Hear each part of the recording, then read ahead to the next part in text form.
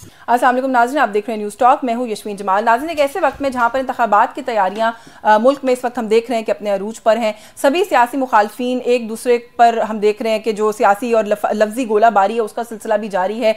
एक दूसरे के चेहरों पर से नकाब खींचने की एक कोशिश भी हम देख रहे हैं कि मुख्तलिफ सियासी जमातों की तरफ से की जा रही है, और मकसद ये है कि जो मुखालिफ है उसका असली चेहरा अवाम के सामने लेकर आना है और अवाम को दिखाना है। वहीं पर हम ये भी देख रहे हैं कि कहीं बहुत दूर से इंतखाबात को मुलतवी होने की, इंतखाबात के इल्तवा की सदा भी बुलंद की जा रही है। ऐसे सारे माहौल के अंदर ऐसा लग रहा है कि इंतखाबात होंगे कि नहीं होंगे, इस मामले को लेकर फिर से एक अबहाम क्रिएट करने की कोशिश की जा रही है। इस सारे मामले के अंदर सुप्रीम कोर्ट के जो कुछ वाज़े इंस्ट्रक्शंस हैं उनको तो इग्नोर किया ही जा रहा है, लेकिन साथ ही साथ अवाम के अंदर भी जो एक बेचैनी है उसकी कैफियत ज़ाहिर जन्म ले रही है कि क्या इलेक्शंस 8 फरवरी को होंगे कि नहीं होंगे। इस तरह की सारी सूरत हाल के अंदर एक बतौर एक सहाफ़ी मैं ये समझती हूँ कि सहाफ़ियों की बहुत ज़्यादा जिम्मेदारी है सारी सूरत हाल के अंदर। एक आम शहरी से कहीं ज़्यादा जो है वो हम लोगों की जिम्मेदारी होती है। वो जो कहते हैं ना कि with great power comes with great responsibility, वो इसीलिए कहा जाता है क्योंकि अगर मैं अपनी बात करूँ या किसी भी और सहाफ़ी की बात करूँ तो हमारे पास ये इख्तियार और ये कुव्वत तो ज़रूर है कि हम किसी की राय बनाने में, उस राय को बदलने में अपना कोई किरदार अदा कर सकते हैं। तो फिर इसको हमें जिम्मेदारी के साथ इस्तेमाल करने की ज़रूरत है। इस सारे माहौल के अंदर आज एक बहुत सीनियर सहाफ़ी, बहुत काबिल एहतराम हमारे लिए सुहेल वड़ाइद साहब ने अपना एक कॉलम लिखा जिसका टाइटल था कि खिलाड़ी का क्या करना है, और उसके अंदर उन्होंने ना सिर्फ ये खबर दे डाली कि वो समझते हैं अफवाहों की बुनियाद के ऊपर कि इलेक्शन जो है वो मुलतवी होगा, बल्कि साथ ही साथ ये भी कहा कि इलेक्शंस में इल्तवा के लिए अदालतों को मैनेज करने की कोशिश भी की जा रही है, जो कि मैं समझती हूँ कि अदालतों के ऊपर एक भोंडा इल्ज़ाम है। हमें इस तरह की कोई भी बात करते वक्त ये बात याद रखनी चाहिए और जहन में रखनी चाहिए कि ये वही अदालतें हैं जिन्होंने स्पेशल ऑर्डर्स देकर इलेक्शन कमीशन को इंस्ट्रक्शंस देकर कि सदर मुमलिकत से मुशावरत की जाए और फौरी तौर पर इलेक्शन की तारीख का ऐलान किया जाए। ये इल्ज़ाम हम ऐसी अदालतों के ऊपर लगा रहे हैं और जो माहौल है उसको ख़राब करने की कोशिश कर रहे हैं। अच्छा, ये तो कुछ बात हो गई सहाफ़ती जिम्मेदारी की। अब थोड़ी सी बात कर लेते हैं जो सियासतदान हैं उनकी भी, और क्या उनकी कोई जिम्मेदारी है इस तरह की सूरत हाल के अंदर के नहीं, क्योंकि जैसे ही कहीं ये जिक्र छिड़ा कि इलेक्शन जो है वो मुलतवी हो सकते हैं, हमने देखा कि सियासतदान जो है बजाय इसके कि मिलकर साथ बैठते और इस तरह के रूमर्स का कला कमा करते, सियासी जमातों ने इस सारे मामले के अंदर अपना हिस्सा डालना शुरू कर दिया। पाकिस्तान पीपल्स पार्टी के कुछ रहनुमाओं ने प्रेस कॉन्फ्रेंस की जिसके अंदर उन्होंने नवाज शरीफ साहब के ऊपर ना सिर्फ जो इलेक्शंस हैं उनके चोरी करने का इल्ज़ाम आयद किया, बल्कि ये भी बहुत वाज़ेह अल्फाज में कहा कि अगर इलेक्शंस को किसी भी साजिश के तहत इल्तवा करने की या मुलतवी करने की साजिश की जाती है, कोशिश की जाती है, तो फिर ये मामला जो है ये गलियों कूचों में जाएगा। वोट को इज्जत दो, तो वोट को अगर इज्जत मिली जो पीपल्स पार्टी की जिदोजहद और ख्वाहिश है, तो फिर मियां साहब आप प्राइम मिनिस्टर नहीं बन सकते।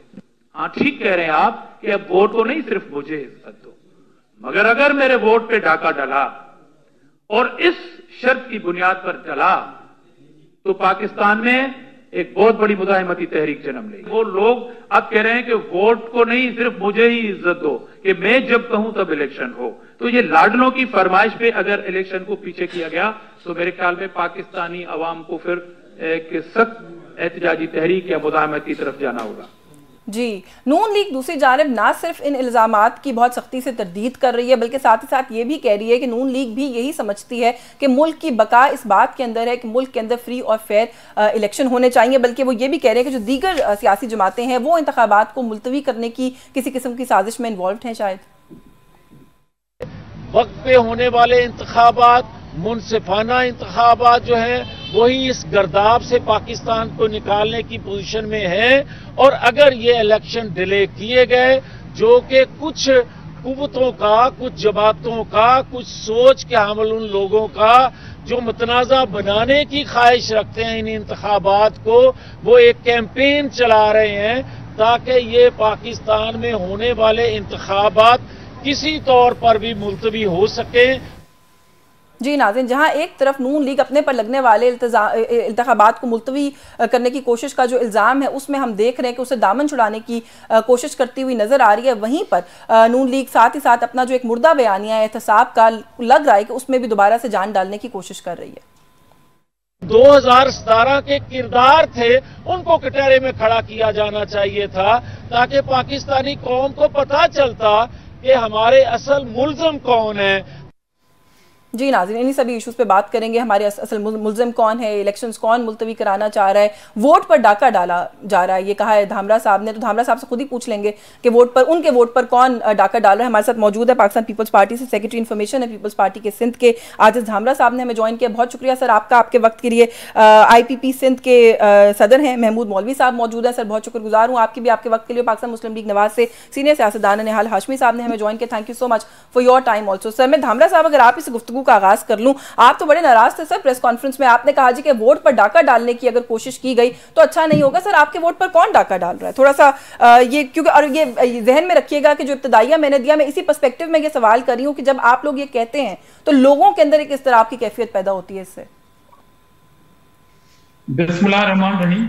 देखिए, बिल्कुल आज मैंने कराची के अंदर एक प्रेस कॉन्फ्रेंस की है और मुसलसल आपको अगर इलेक्शन का शेड्यूल मांगते हुए कोई पार्टी नजर आती है, वो पीपल्स पार्टी नजर आती है। कंटिन्यूटी से हम ये बात कहते आ रहे थे कि जब असेंबली खत्म हुई तो कम से कम एक शेड्यूल का ऐलान किया जाना चाहिए था कि जी यहाँ तक हमारी डिलिमिटेशन है, उसके बाद हम डेट देंगे। मगर वो डेट जो है, जो concern election commission of Pakistan है, उसने नहीं दी। बहरहाल अदालत बीच में आई और ये महीना मिल गया है हमें कि हम 8 फरवरी को इलेक्शन होंगे और बाकी शेड्यूल नहीं आया। पहली बात तो हमें इत्मीनान है और हमें अपने इदारों पर पूरा यकीन है कि इंशाल्लाह, मैं अगेन कह रहा हूं इंशाल्लाह कि ये इलेक्शन 8 फरवरी को होंगे। मगर एक दूसरी भी प्रोपेगेंडा चल रही है कि शायद ये इलेक्शन मुलतवी कराए जाए।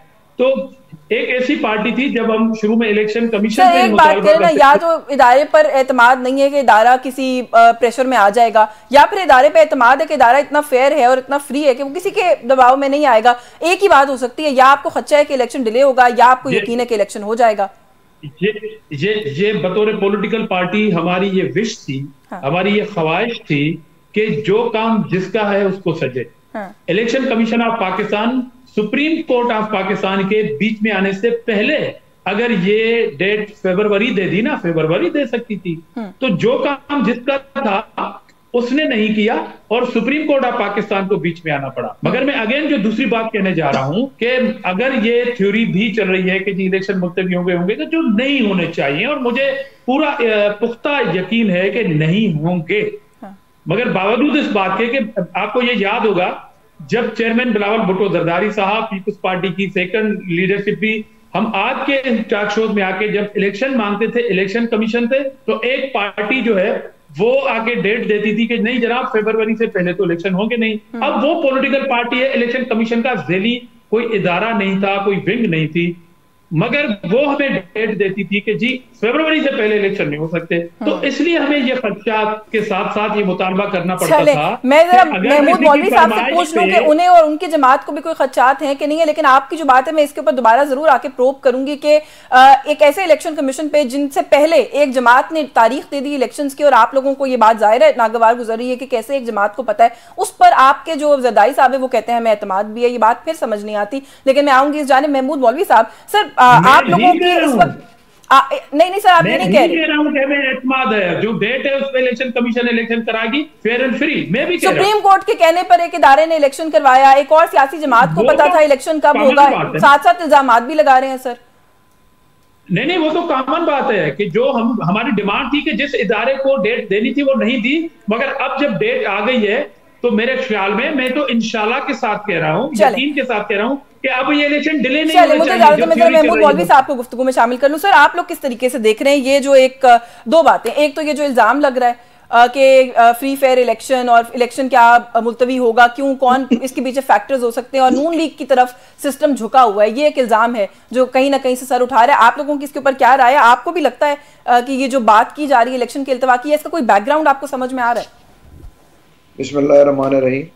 देखिए, इसमें एक चीज हमें सबको ये सोचना पड़ेगा कि ये जो डेट्स आगे पीछे की बातें हो रही क्यों हो रही हैं। उसकी वजह यह है कि मैं आपको बता दूं, हल्का बंदियां जो है जब खत्म हो जाती हैं उसके ऊपर एतज़ारात जो है फाइल होते हैं, उसके बाद जब क्लियरेंस होता है उसके बाद जो है शेड्यूल दिया जाता है। 30 नवंबर के बाद बस में नहीं है, ये एक प्रोसीजर है। ये चाहे कोई भी चाहे ना, ये नहीं हो सकता कि जी कोई एतज़ारात नहीं हो, जैसे आए वैसे के वैसे हल्का बंदी अनाउंस किया जाए। इसके ऊपर बाकायदा आर्ग्यूमेंट होता है, उसके बाद होता है, उसके बाद एक शेड्यूल दिया जाता है। तो अब सबको ये प्रोसीजर मालूम है, सारी पॉलिटिकल पार्टीज को मालूम है।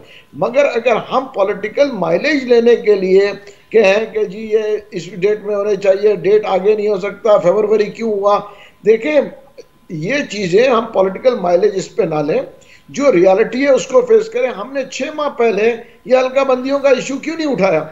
उस वक्त तो गवर्नमेंट थी, आखिरी वक्त में क्यों उठाया गया?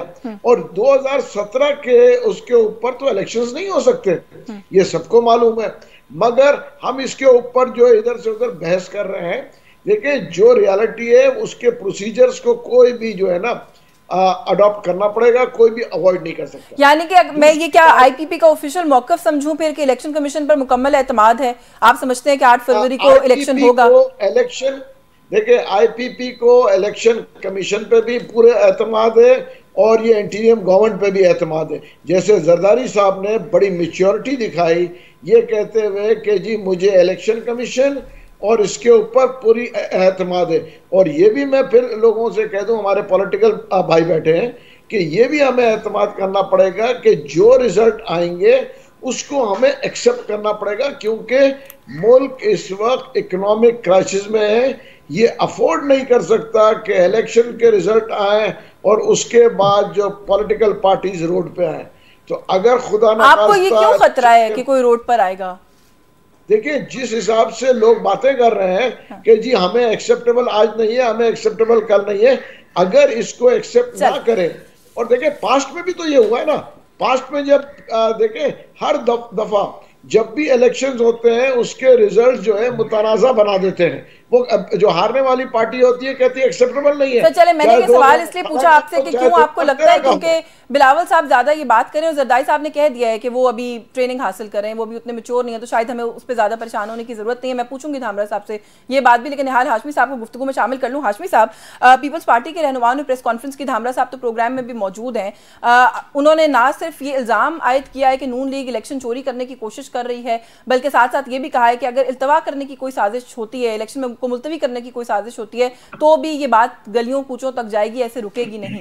तो सर ये क्यों बार बार सारी उंगलियां आप लोगों की तरफ क्यों उठ रही हैं? बिस्मिल्लाहिर्रहमानिर्रहीम। दरअसल पीपल्स पार्टी खौफ के अलामत से गुजर रही है, हालत खौफ में है, हालत बौखलाहट में है। उसे अब पता चला कि उनका यौम एहतसाब आ रहा है, वो अब खौफजदा हैं और इनका इन हाउस इशू है ये, this is their in house problem. घर की लड़ाई है कि उस पर सारा मसला है। मुख्तलिफ बयानियाँ हैं इनके, हमारा तो बड़ा सिंपल सा बयानिया है। जब से हमारी इत्तेहाद हुई दीगर जमातों के साथ, हम एक्टिव हुए, ये हमारे ख़िलाफ़ बयानात दे रहे हैं। हम इनके ख़िलाफ़ कुछ नहीं कह रहे, हम तो सिर्फ ये कह रहे हैं कि सिंध के वज़ीर तालीम सरदार अहमद साहब ने कहा था 9 से 11 हज़ार घोस्ट स्कूल है सिंध में, उन घोस्ट स्कूल को हमने ख़त्म करना है। तो भाई अगर 15 साल में आपसे 9,000 से 11,000 घोस्ट स्कूल नहीं ख़त्म कर सके तो अगले 5 साल में क्या करेंगे? हमें कोई एतराज़ नहीं है।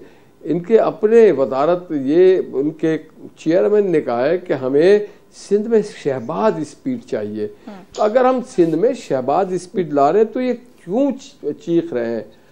हम अगर सिंध में नवाज शरीफ की विजन को ला रहे हैं तो क्यों चीख रहे हैं? अगर हम सिंध में दानिश स्कूल ला रहे हैं तो क्यों चीख रहे हैं? अगर सैलाब ज़दागान की अक्सोई करना और उनकी आबाद वो ये कह रहे हैं कि मुल्क का 16 महीने जो कुछ मुल्क का माशी तबाही हुई है मुल्क की, उससे दूर रखें सिंध को, जो उनका बयानिया है वो तो सर यही सामने आ रहा है। सुन तो ले, हम मुल्क तो बात करेंगे ना जब मुल्की, मैं तो सिंध की बात करना चाह रहा हूँ कि कराची की सड़कें, गलियां, पाइपलाइन, वो गटर की हो, सेवरेज की हो, पानी की हो, गैस की हो, दुहाई देती है। 15 साल जो आपने किया, 22,000 अरब रुपए आपको मिले, कराची की गलियां, कराची की सड़कें, कराची की पार्क। कल मैं गया इब्राहिम हैदरी, वहाँ छोटे छोटे बच्चे थे, उनके पैर में चप्पल नहीं था, कोई बदला नहीं 15 साल में। सर आप मेरे साथ वैसे आपको मैं दावत देती हूं, आप पंजाब तशरीफ लाइए, मेरा ताल्लुक पंजाब से, इंटीरियर पंजाब का आपके साथ दौरा करते हैं जो वहां पर भी अगर कोई बच्चों के पैरों में चप्पल, अगर आप मुझे बोलने नहीं देना चाहती हैं तो फिर मैं चुप हो जाता हूँ। आप बोलने मैं चुप हो जाता हूँ, फिर मुझे बुलाना ही बेकार था। नहीं अब मैं नहीं बोलता, आप ही करें बस। सर सवाल करने के लिए आपको बुलाया है, वही बात है, मैं खाली वन साइड। मोहतरमा पहले मेरी दरखास्त, मेरी मजबूरी तो सुन ले। मैं सिंध के गरीब आदमी हमें बुला के कह रहे हैं कि बाबा कब तक इनके रहमो करम पे छोड़ोगे, कब तक सिस्टम से, इलीगल सिस्टम से हमारा खून निचोड़ा जाएगा, कब तक करप्शन हमें चूसता रहेगा, कब तक कराची के वसाइल, कराची के जो मुदाफाती बस्ती है, कब तक यहाँ पे इस तरह की बस्तियां बनती रहेंगे, कब तक सिस्टम के नाम पे आकर के हमें लूटा जाएगा, कब तक हमें मेरिट पे धज्जियां बिखेरी जाएगी। हाशमी साहब आप फिर बुरा मना जाएंगे, मैं आपको इंटरप्ट करूंगी। मैं भी आपसे ये सवाल पूछना चाहती हूँ, कि कब तक जाती मफादात के नाम के ऊपर स्याह को सफेद और सफेद को स्याह करके दिखाया जाएगा। 16 महीने जब ये आपके इत्तेहादी थे, उस वक्त क्या सिस्टम सारा खराब नहीं था? उस टाइम पे इतनी बदहाली थी सिस्टम की, वो कहीं पॉज पे लग गई थी, वो दुरुस्त हो गई थी, तब याद क्यों नहीं थी सर आपको? तब तो बिलावल साहब और शहबाज शरीफ साहब हाथ में हाथ डाल के आगे पीछे हमें हर जगह नजर आ रहे होते थे। मैं भी तो यही कह रहा हूँ कि वो कहते थे शहबाज स्पीड चाहिए, और आपसे याद दिलाता चलूं, ये वो वाली सिस्टम की हम बात नहीं कर रहे। यहाँ पे जो बाइख्तियार लोग थे, उन्होंने कराची और सिंध में एक सिस्टम बनाया था। कहीं कोई साहब थे इंचार्ज, डिस्ट्रिक्ट वाइज बांट दिया गया था कि अहकामात कहीं से आएंगे, हर जगह से पैसा मगर जरूर आएंगे। वो पैसा भले लोगों के गर्दन पे पैर रख के लाना हो, उनके वसाइल को छीनना हो, उनके तालीम से महरूम करना हो, उनको खुराक से महरूम करना हो, उनको इलाज से महरूम करना, उनको गली मोहल्ले के सड़कों से महरूम करना, सिस्टम को पैसा चाहिए। चलिए बिल्कुल ठीक है सर, मुझे एक ब्रेक लेनी है, मुझे एक ब्रेक लेनी है। दो तीन बातें, एक तो आपने कहा कि पीपल्स पार्टी हालत खौफ में है, मैं थोड़ा सा वापस आकर इस पर बात करूंगी। दूसरा आपने कहा कि ये रोज अपना बयानिया बदलते हैं, हमारा तो एक ही बयानिया है। नून लीग का बयानिया क्या है, ये भी मैं जानने की कोशिश करना चाहती हूँ। इस ब्रेक के बाद से बात करते हैं, हमारे साथ।